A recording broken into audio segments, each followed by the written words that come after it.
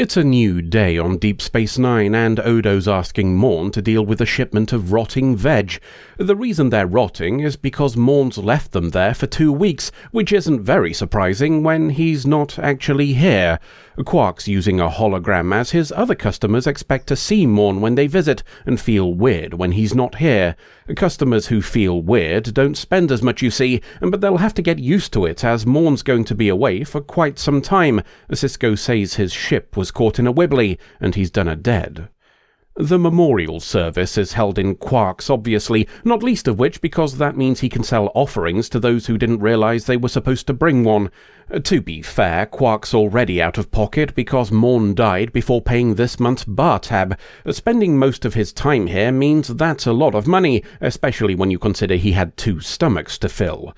Still, there's no reason to let a tragedy get in the way of a good con, so Quark suggests it would be a fitting tribute to Mourn if everybody made sure that his seat was never empty. Besides, it's not entirely a tragedy from Quark's point of view, not when he learns that Mourn left everything to him in his will.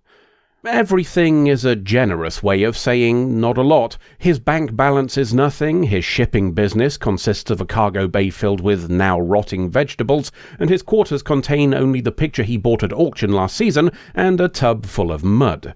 Well, that's not strictly true, as once Odo's gone, we learn the mud contains a woman. It's Mourn's ex-wife L'Rell, to be precise. They separated, but kept in touch, hence her wanting to be here among his things one last time. Besides, she wanted to meet the famous Quark, who he'd talked about so much, the one he left his Latinum fortune to, all 1,000 bricks of his lottery winnings.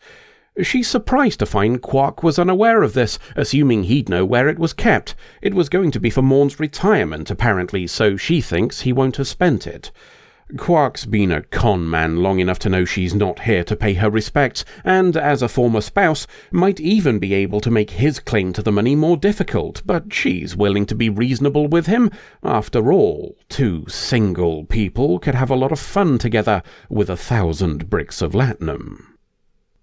Slight problem, Quark can't find the money. He scanned the whole station for it, and it's not here, which is going to be a disappointment to L'Rell, the ex-wife. He promised her 10% in exchange for not contesting his claim.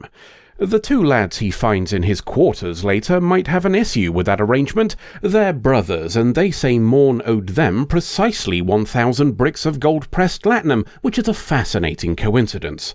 They don't have a contract, but they do have the unspoken threat of physical violence against Quark if he doesn't pay, and that's just as effective. They settle for a promise of 50% after convincing Quark of their intent by smashing Mourn's only decoration over his head.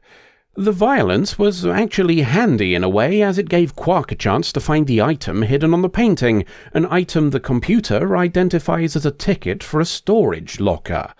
Odo insists on being present when it's opened, partly because he likes a mystery and partly because he enjoys annoying Quark. Quark's a little disappointed when the storage locker doesn't contain 1,000 bricks of Latinum, which is odd when we've already established he scanned the entire station for them, but let's ignore that for now. What it does contain is a single brick, and that brick has a bank account number on the back in Mourn's handwriting.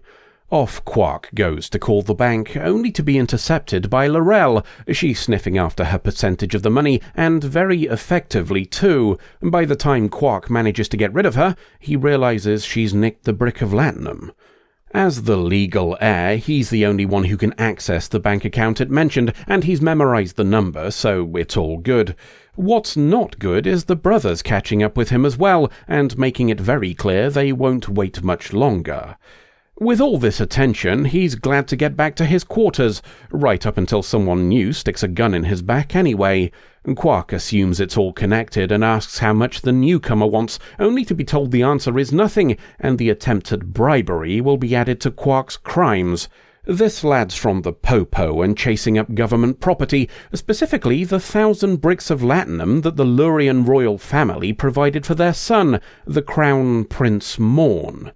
Prince Mourn decided he didn't want to do the whole royalty thing and buggered off, so his family gave him the money on the condition it was still technically the property of the crown. Now that he's dead, it's not his to leave in a will.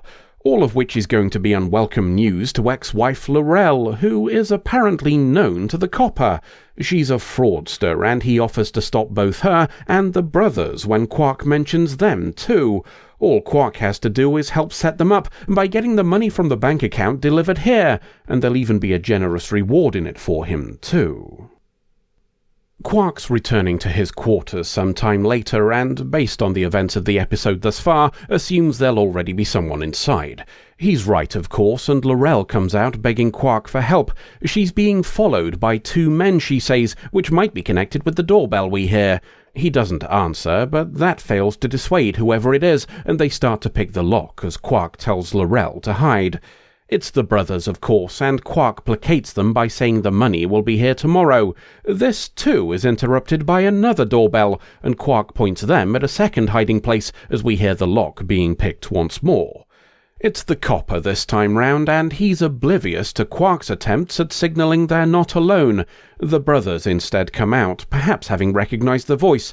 The brothers know him, you see, though Hayne here is not what he told Quark. That brings Laurel out too, who the brothers also know. It's because they all used to work together. In fact, they did a little work with Mourn too, though perhaps saying they did a job together is more accurate.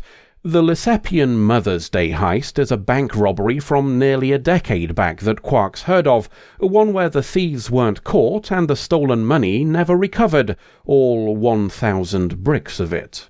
A nice little earner for them, or would have been if Mourn hadn't fucked off with all the money. They didn't come after him until now because they knew he'd have stashed it somewhere until the statute of limitations ran out, which it did a couple of weeks back.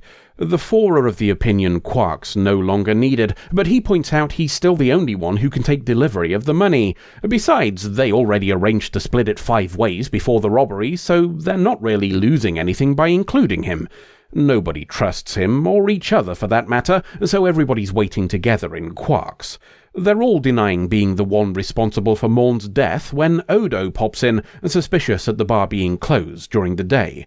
Quark tells him it's a private function and the exact time when it will end tomorrow. The delivery time comes, and so does the delivery. A large container becomes property of Quark after a thumbprint, the contents of which look distinctly like a shitload of Latinum bricks. My estimate says it's closer to 500 than 1,000, by the way, but let's ignore that for now. The sight of that much cash in one place does exactly what most people would have predicted, and everybody but Quark tries to get their betrayal in first by pulling weapons. Threats go back and forth, even between the brothers, and the inevitable pooping sees Quark dive into the container. He's not entirely safe inside, so it's handy that he hears Odo and company arrive. The sound of surrendering causes him to poke his head out and confirm it's all over. On the plus side, everybody else getting arrested and locked up for trying to kill each other means the whole fortune is his. Or would be if it were real, as the bricks of gold-pressed Latinum turn out to be nothing more than just gold, a simple metal of no real value anymore. Quark's back in his bar and taking his frustration out on Mourn's chair when Odo stops him. We've had a new arrival on the station, and one Quark deserves to know about. The sight of Mourn alive and well allows Quark to piece the truth together for himself. Mourn's ill-gotten gains couldn't be appreciated with his former bank robber buddies gunning for him, so he faked his own death to bring them out of the woodwork. Quark could be guaranteed to follow any hint of money until he'd found it, and Mourn's former associates would inevitably try to betray each other for it. The only question left is where Mourn stashed the real money. The answer is that liquid Latinum is a lot easier to hide than solid gold, which is why he's been storing it in his second stomach. The sample he's honked up is worth about 100 bricks, which Mourn thinks is a fair reward for Quark's trouble. Previously ingested Latinum spends just as well as any other, so we'll leave Quark to consider the best use for it until the next adventure. You know, as I was watching this latest Ferengi comedy episode, I started wondering to myself why the other characters so rarely get the same treatment. It's not like a lot of them haven't proven they can do it. Say what you will about the Lwaxana Troy episodes, but if there's one thing they prove, it's that Odo acting as a foil has great comedic potential. Bashir and O'Brien have shown they can do the job on a few occasions too.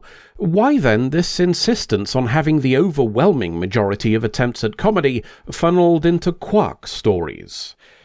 Is it a means of better showing his occasional serious bravery, the juxtapositional whiplash making the viewer take more note when it happens?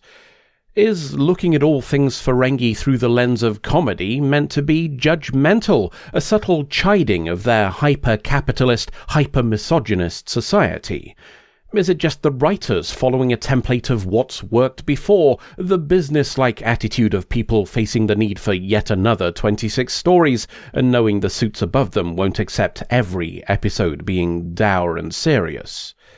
Whatever the reason, a Quark episode often means farce, and the same is true today. It's all perfectly serviceable, and as long as you go into the episode understanding none of it's going to matter once the credits roll, you'll have an entertaining enough time. It's the audio-visual equivalent of a chicken nugget, good enough to be enjoyable every now and again, but maybe not so regularly that you start to think about the contents. We're all about the contents here, though, so let's rummage through the eyeballs and arseholes to find some meat. First off, the episode gives us another entry into our irregular series of What is Odo? We've theorized previously that Odo may not sense things using the standard 5 we humanoids have. He said his mouth is not a mouth, for example, so the logical extension is that his eyes are not eyes. That gave us questions over exactly how he's experiencing the universe around him. We know that he doesn't need to fully mimic our sensory organs to receive input, as he's previously shown he can perceive his environment while in goop form or disguised as a picture, for example. What we don't know is whether that's because those states also use receptors similar to the rods and cones found in our retinas, or if it was through some other entirely different method of translating the electromagnetic radiation we interpret as vision. How does that link with today's episode? Because of holographic Mourn. We don't know all the scientific details of holographic projection, but the very fact it is projected means there's a causal link to emitters. The manipulation of photons and force fields is something we don't see, but is nonetheless there. Odo not recognizing Mourn as a hologram then suggests he's limited to comprehending the same narrow range of radiation as us, or at least chooses to do so on occasion. There is the chance he decides what input he can experience on the fly so as to not be overwhelmed or provide focus, of course, but Odo strikes me as the sort of person to have those options dialed up to maximum while he's on the job. We know it's not a one-off either, as he didn't notice he was talking to a holographic duplicate in the Season 4 episode Bar Association when Quark replaced his striking staff with poor-quality copies of himself. I neglected to note the implication at the time, so consider this correcting the oversight. So what does this tell us about Odo? Well, that somebody who can mimic anything still has limitations. Maybe they're innate, maybe they're self-imposed, maybe it's just because he's not yet aware he can do more. The real-world reason is likely that giving him full omniscience of his surroundings would entirely undermine his stories. A detective who can see through walls doesn't need to do a whole lot of detecting, so humanoid sensory limitations prevent a lot of his episodes being wrapped up in the first 5 minutes. Still, that doesn't stop it being fun to ponder the in-universe reasons. Let's wrap up today with another thought, and one at the heart of the story. Gold-pressed Latinum is Trek's answer to currency in a universe where most materials can be replicated. Tangentially, we're never actually told that Latinum can't be replicated, by the way. For the sake of argument, we're going to assume that either it can't, or the methods involved in its replication would be of greater value than the yield it provides. Any other option just doesn't work as a basis for trade. Anywho, we get a lot more data on the nature of gold-pressed Latinum in this one.